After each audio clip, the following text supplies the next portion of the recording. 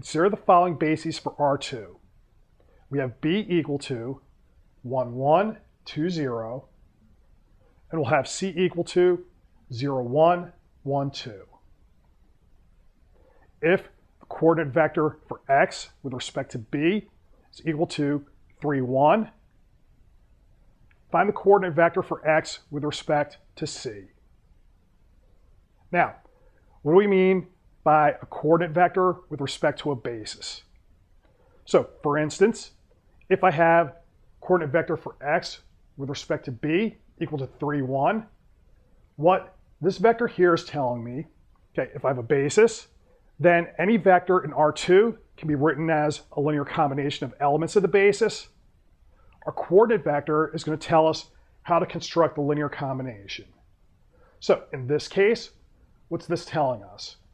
What I have here is that x is going to be equal to 3 times the first basis element, 1, 1, plus 1 times the second basis element, 2, 0. So when I compute, we wind up getting that x is equal to 5, 3. So this is just giving us a blueprint for how to set up a linear combination. Okay, to get coordinate vector for x with respect to C, we're going to need to work backwards. Now, we already know what x is in terms of the standard basis, so that's what we usually work with R2. So that's going to be 5, 3. So we're just going to set up our equations for a linear combination, solve our coefficients, and then that builds x with respect to C. So I'm going to have our coordinate vector of x with respect to C will be x1, x2. So what does that mean? I'm going to build a linear combination out of this, but with respect to C. So we'll have x1 times 0, 1, our first basis vector in C, plus x2 times 1, 2, our second basis vector in C. And then we want this to be equal to x, so that's going to be 5, 3. Now, to solve this, just note we can put it in matrix form. So we'll have 0, 1, 1, 2 times the vector x1, x2 equals 5, 3. Then what can I do? I have a 2 by 2 matrix here, so I'll just push it to the other side as its inverse. That's going to be 1 over determinant, so determinant's of -1. And then we just use our 2 by 2 rule. So I'm going to flip on the diagonal, negate off the diagonal. So that gives me 2 minus 1 minus 1. We apply that to 5, 3, and then I get -7, 5 for my coordinate vector. Now the check is just going to be this. We're going to construct the linear combination using -7, 5 with respect to C. What do we get? So that's going to be -7, the first vector, which is 0, 1, plus 5 times the second vector, which is 1, 2. What comes out? We're going to get 5, 3, which is our x. So the check works. Now, if you note, our very first move to get to the coordinates in C was to actually go and find x itself. So using the coordinates in B, we found that x was equal to 5, 3. In general, you're not going to want to do that. In general, you're going to go straight from coordinates in B to coordinates in C with no reference to the standard basis in the middle. So we want to set up an apparatus that does that. The first step is going to be to put our linear combination equation in matrix vector form. Now, if you take a look at what we did with the check, what do we have here? Okay, we're going to have basis vector 1 for C, basis vector 2 for C.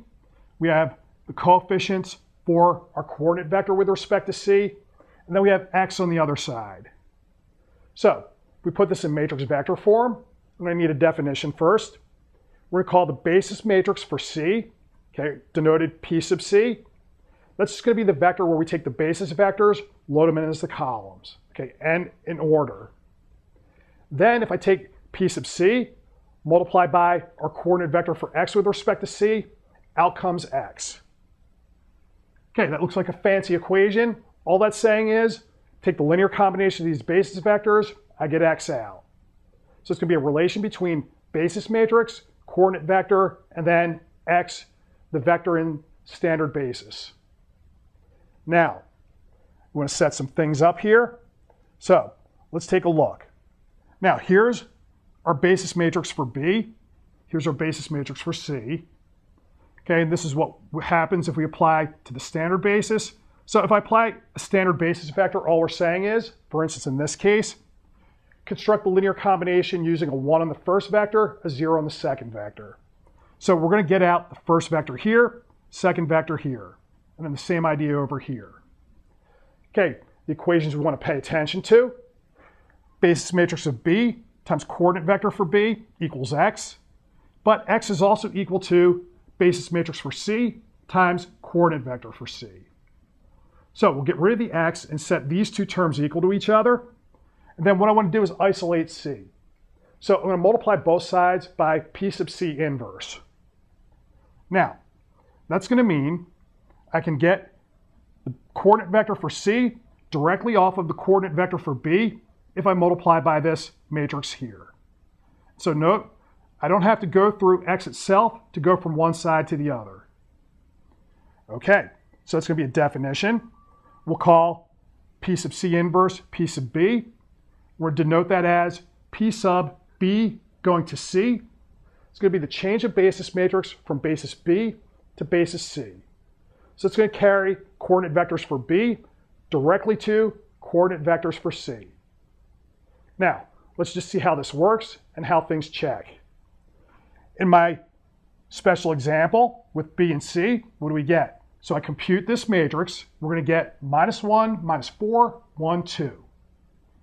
If I apply our change of basis matrix to coordinate vector for X with respect to B, what happens? So we'll take this matrix, apply it to 3, 1, and then when you work that out, we're going to get -7, 5. And note, that's going to be the coordinate vector for X with respect to C. So if I can get this matrix, we don't need to actually find X itself.